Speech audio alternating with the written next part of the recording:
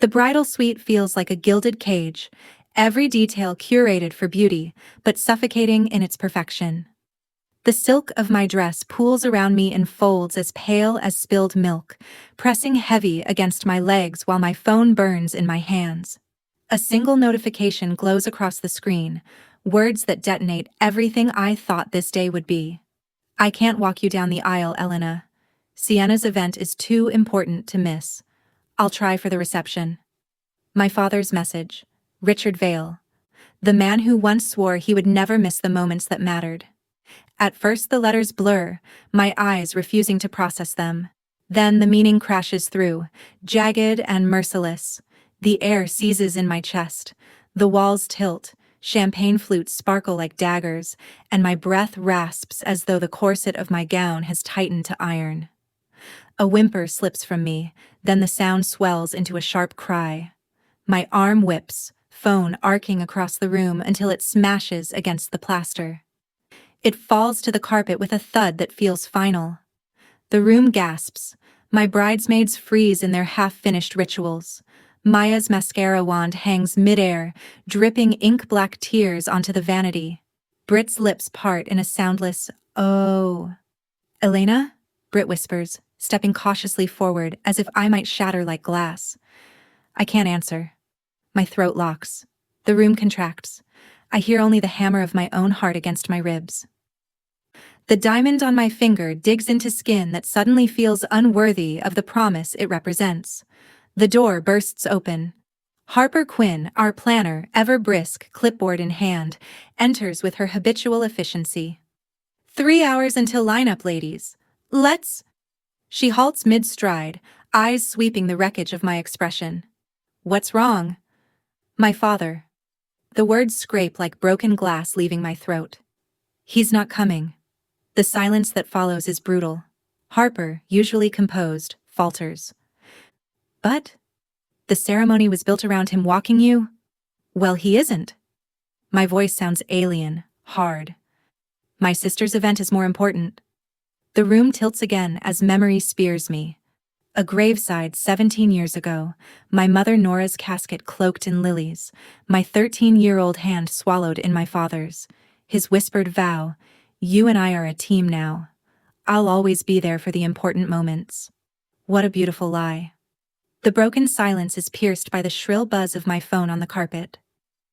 Maya retrieves it, pressing the cracked device into my hand. The caller ID, Caleb Vale, my uncle, my father's older brother. The one who never missed a single recital even when my own father couldn't make it. My fingers tremble as I answer. Uncle Caleb? Elena. His voice is low, urgent. Richard just called me. I don't know what to say. The sob erupts before I can choke it back. He's not coming. A pause, heavy with restrained anger. Then let me walk you down the aisle. Please, sweetheart. It would be my honor. Something splinters inside me, jagged edges giving way to something fragile but warm. You'd do that? In a heartbeat. I'll be there in 20 minutes. When the call ends, I stare at the ring of anxious faces around me. My uncle is coming, I announce, my spine stiffening. He'll walk me down the aisle. Relief ripples through the room, but before it can settle, Maya bites her lip. Elena, there's something I never told you. She pulls out her own phone, fumbling through messages. Last month, Sienna sent me these by mistake. I didn't want to upset you before the wedding, but after that text from your dad... She hands me the glowing screen. Lines of words scroll up, written in my sister's sharp tone. Dad's still wavering about Elena's wedding. Keeps talking about trying to make both. Don't worry. I know how to keep him with me that day. Already working on it. The blood drains from my face. The suite sways like a ship in storm. She planned this. Brit's hand lands gently on my arm. Elena. I shake my head, jaw tightening. No. I believe it. She's been cutting him away from me since Mom died. And he let her. Harper exhales sharply, recovering her professional edge. Then we adapt. Caleb will take his place. We'll reset the procession order. Guests don't need to know the drama, only that you'll walk with someone who loves you. I lift my chin. though my eyes burn raw. For the first time in hours, resolve threads through me. This day will not be defined by his absence. Not anymore. But Maya doesn't look relieved. She hesitates, thumb hovering over her screen. Elena, that's not the only thing I found. Her voice wavers, heavy with implication. What else? I ask. She meets my gaze, regret swimming in her eyes. There's more than texts. There are calendar invites, changes that matched every time you had to reschedule the venue. I think Sienna's been manipulating the dates all along. The air chills despite the summer heat. For a heartbeat, I hear nothing but the relentless tick of the clock on the wall, counting down toward a ceremony already fractured. The bridal suite empties slowly, leaving me in a small sitting room tucked behind the chapel. Harper insisted I needed air, and now I sit beneath a stained glass window that fractures the late afternoon sun into shards of color across the carpet. The chaos of makeup brushes, bobby pins, and bouquets is muffled by the door, replaced by a silence that feels more honest. I clutch my phone like a weapon, the cracked screen reflecting my face in warped fragments. My father's message still lingers there like poison, but I force myself not to look. Instead, I stroke the embroidered initials on the handkerchief Uncle Caleb pressed into my hands the moment he arrived. NV, Nora Vale, my mother's. Elena? The voice is warm, familiar. Margot Bennett, Noah's mother, steps into the room in her pale blue dress, elegance softened by eyes that glisten with concern. She takes one look at me, red-rimmed, trembling, and crosses the space with unexpected urgency. Her hands fold mine gently into hers, the gesture maternal in a way that both soothes and splits me. Caleb called me, she says softly. I'm so sorry. Tears prick again, but her steady grip anchors me. Why would he do this? I whisper. Why would he choose her? Again? Margot's eyes darken with memory. When I was 28, my father refused to come to my wedding. Gregory and I married without his blessing because he disapproved of our interfaith match. I waited until the last minute, hoping he'd change his mind. He never did. Did you forgive him? I ask, my voice childlike, desperate for a map through this devastation. She shakes her head. Not at first. For years I twisted myself into knots, rearranged holidays, made excuses for every birthday he missed. I thought if I was patient enough, he'd finally approve. She tightens her hold on my hands. All it brought me was heartbreak. Elena, some people confuse control with love. You can spend your whole life chasing it, or you can choose to stop. Her words slice clean through my confusion. They sound like a verdict. The door creaks again, and Uncle Caleb enters. His tuxedo is slightly rumpled, his breath uneven. But his eyes blaze with the kind of determination I've begged for all my life. He carries a small velvet box. Stand up, he says gently. I want to show you something.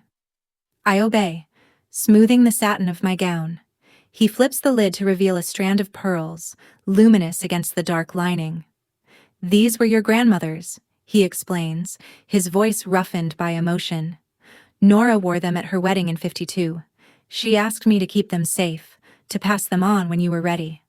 He pauses, then fastens them around my neck with trembling fingers. You're ready. My throat tightens. Uncle Caleb, He cuts me off, producing a folded handkerchief from his pocket, initials stitched in faded blue thread. And this? Nora gave it to me the week before she passed. Said someday you might need it. I think today is that day. I press the cloth to my cheek, inhaling the faint scent of lavender that clings to the fibers like a ghost of her embrace. It feels like a message from beyond, reminding me that love endures even when bodies fail. Before I can speak, my phone buzzes again. Dad.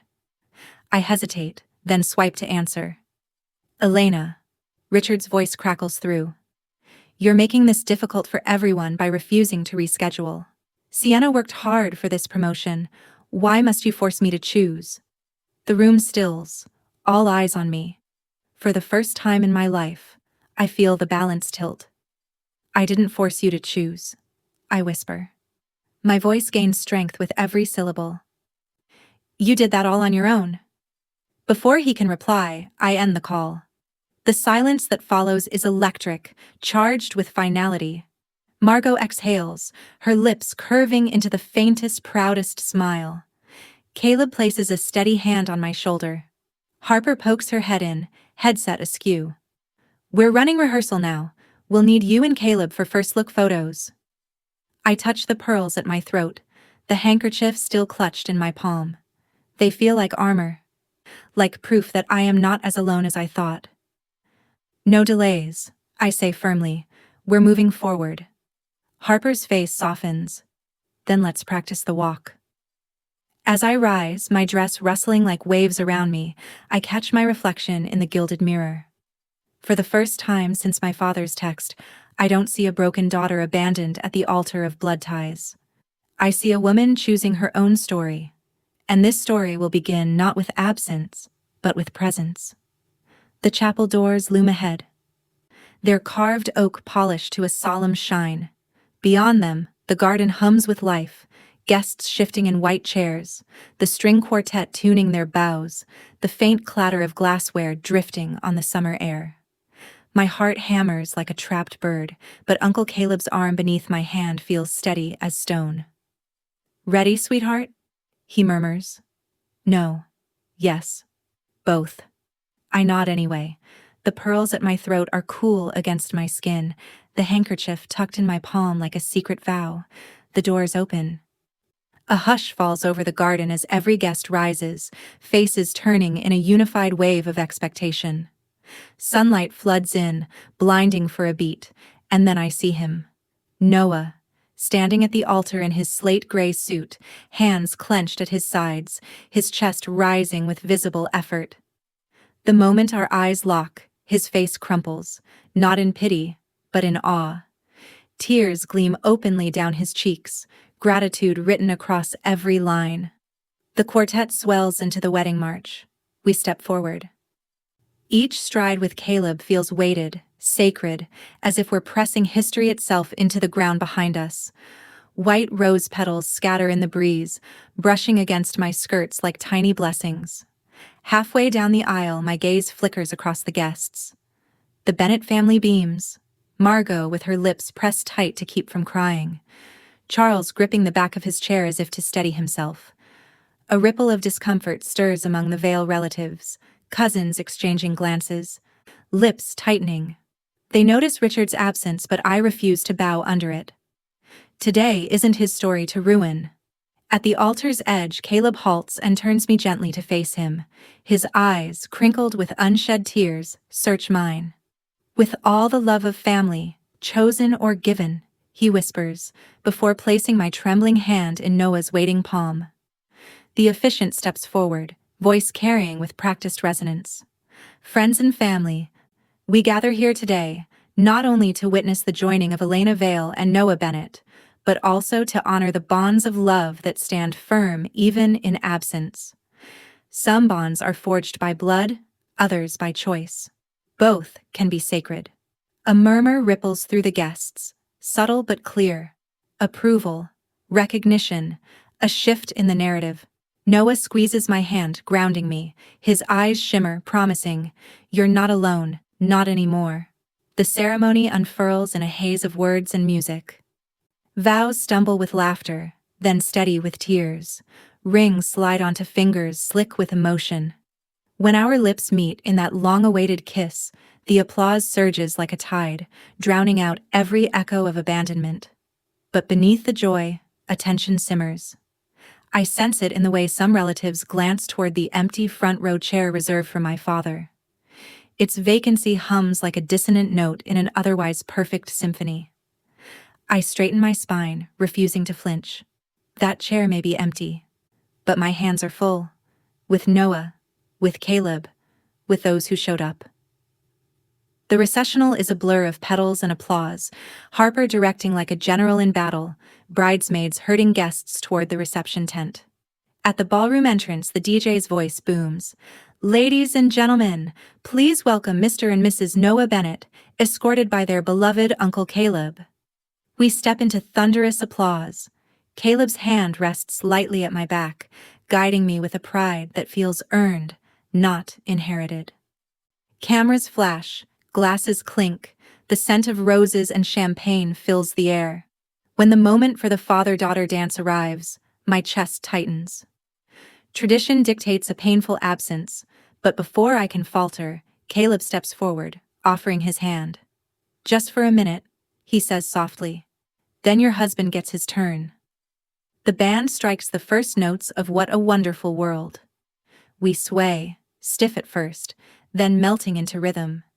His formal posture eases, his grip steady.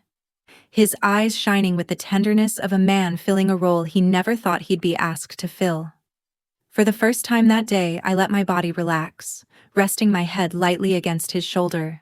Applause erupts as the song fades. Noah takes my hand, spinning me into his arms, laughter spilling from his lips. The world narrows to him, to us, to joy. And then, motion at the doorway. A figure stands framed in the light of the hall. My breath stills. The music falters in my ears, though it plays on.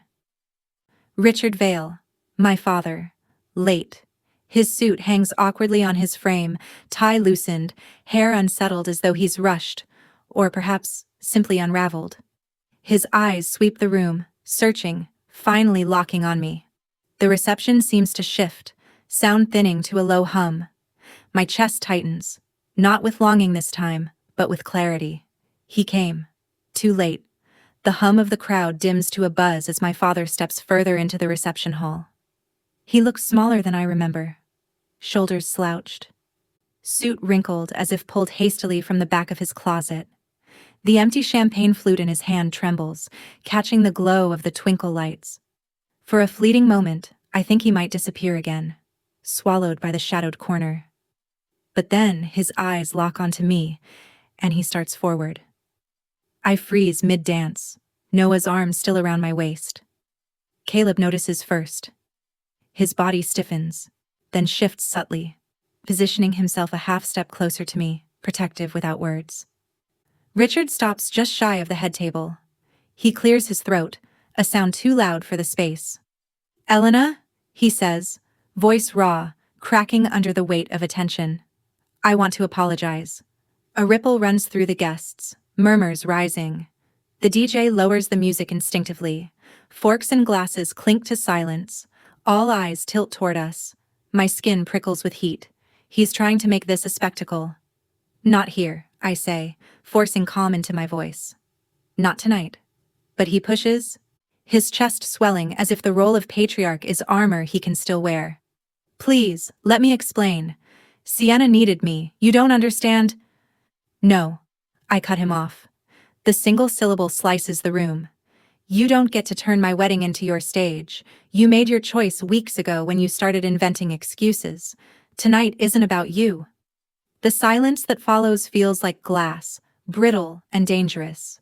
Then, movement near the dessert table. My cousin Owen strides forward, phone clutched in his hand, jaw tight with fury. He doesn't wait for permission. He thrusts the screen between us. "Sorry to interrupt, but I thought you both should see this."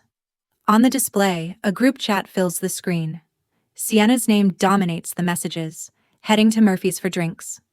"Dad skipped Elena's wedding for this, so you better show up." Photos follow.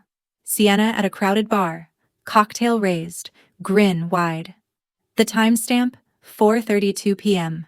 The exact moment I was walking down the aisle. My stomach drops. The room tilts. This wasn't some formal career event at all. Just a bar. Just a performance. Just manipulation. Owen scrolls again, showing a different chat.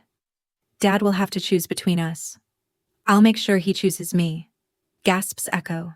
Guests lean in, whispers fluttering like moths. Richard's face drains of color. He stares at the evidence as if it burns.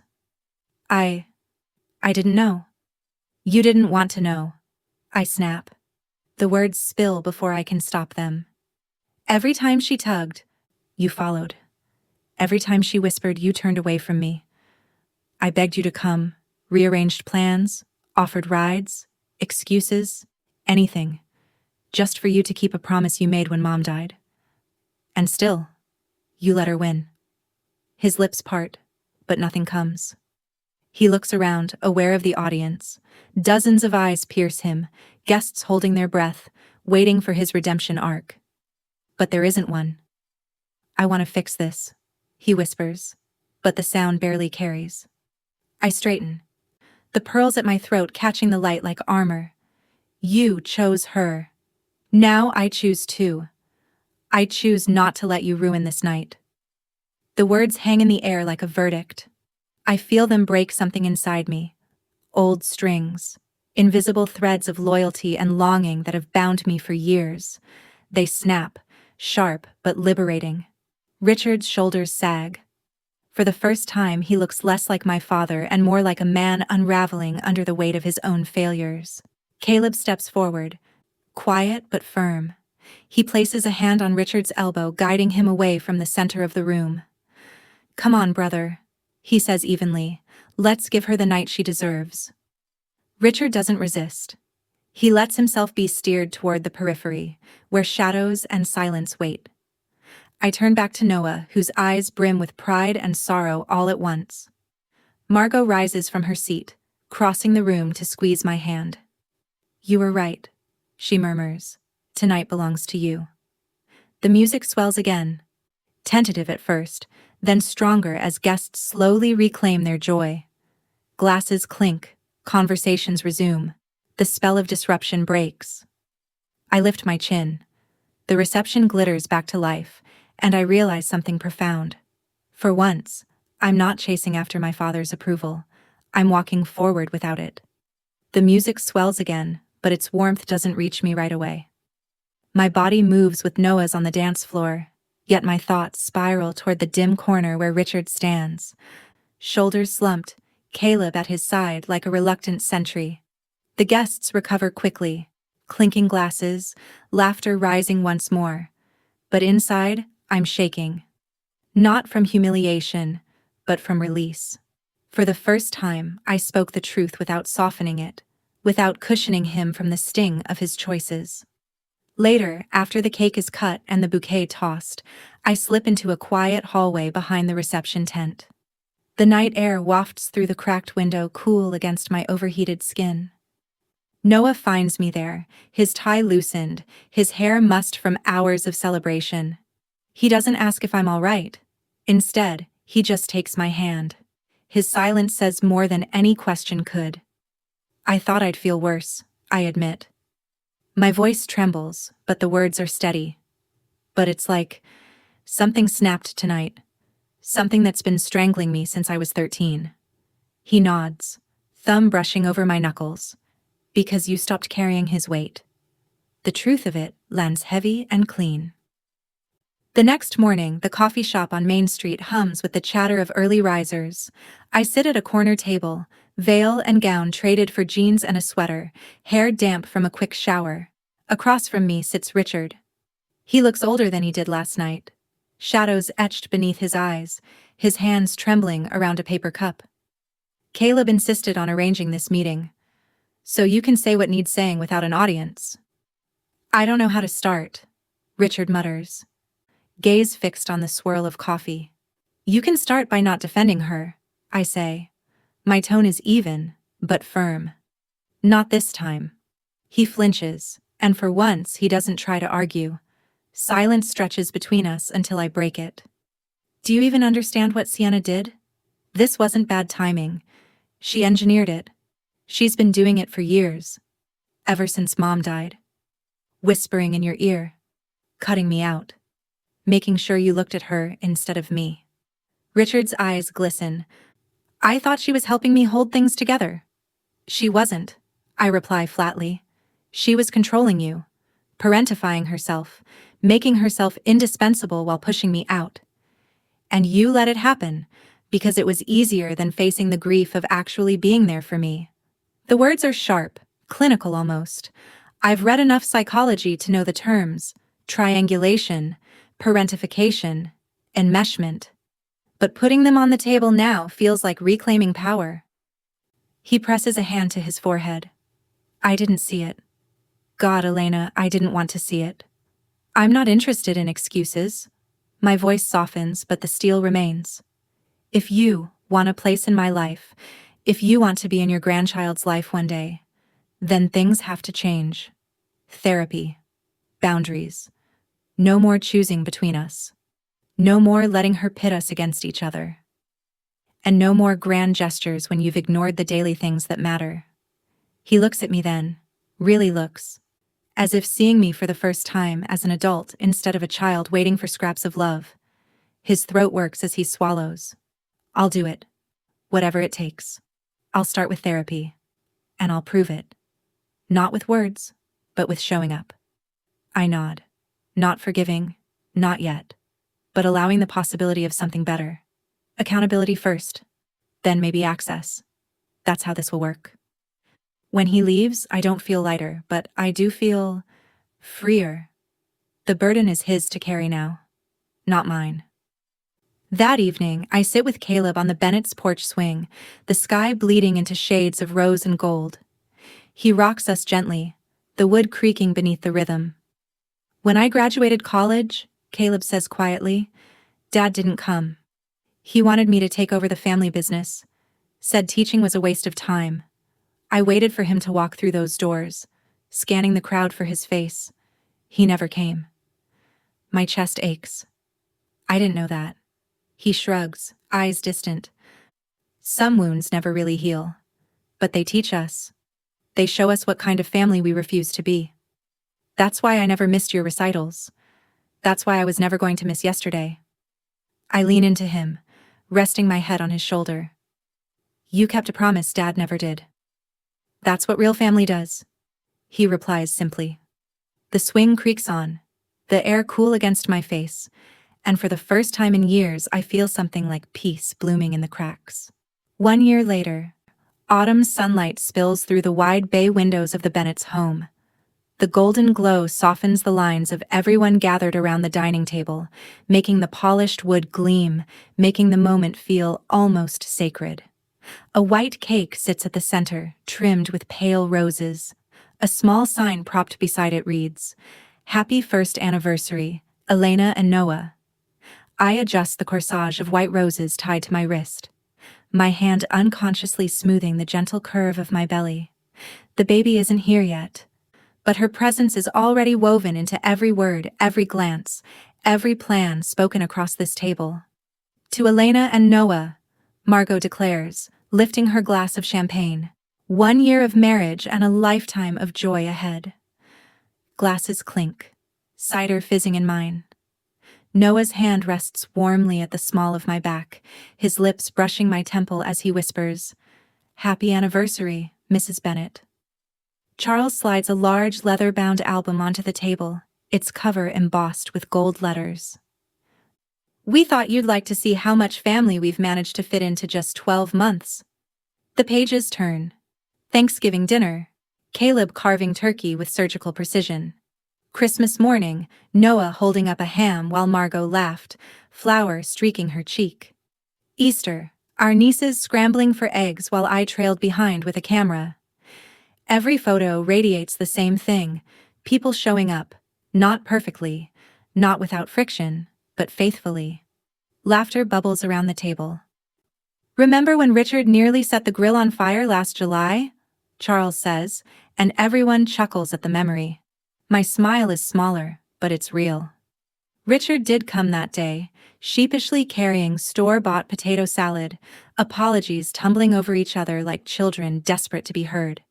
He has shown up more since then, not always comfortably, never without the awkwardness of old wounds, but steadily enough to earn a cautious kind of trust.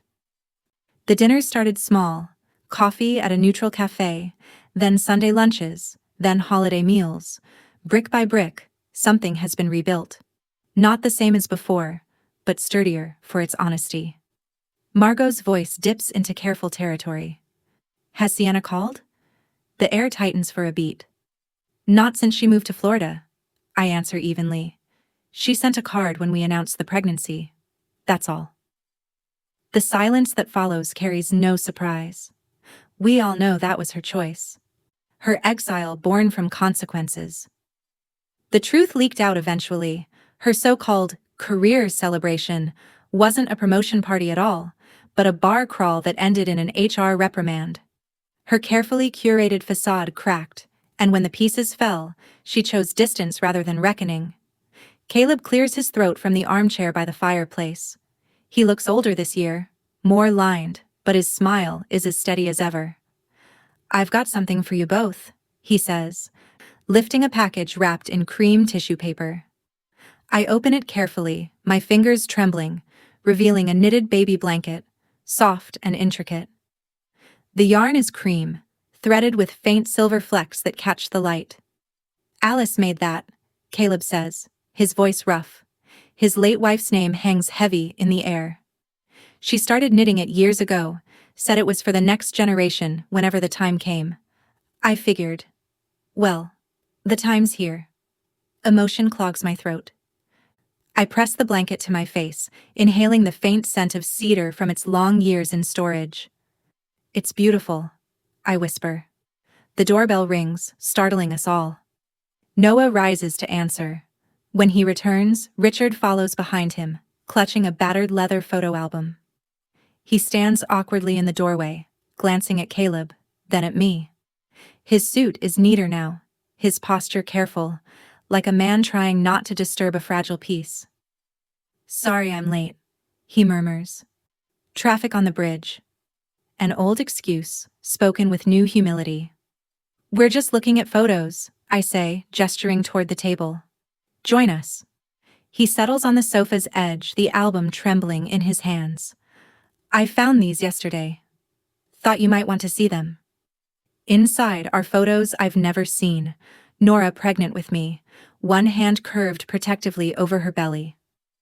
My father beside her, younger, eyes full of hope. Images of a family before it splintered. Richard's voice cracks. "I'm sorry, I wasn't there when it mattered most. I can't change the past. But I want to be here. For your future. For my granddaughter's future." The room holds its breath. I don't rush to bridge the silence.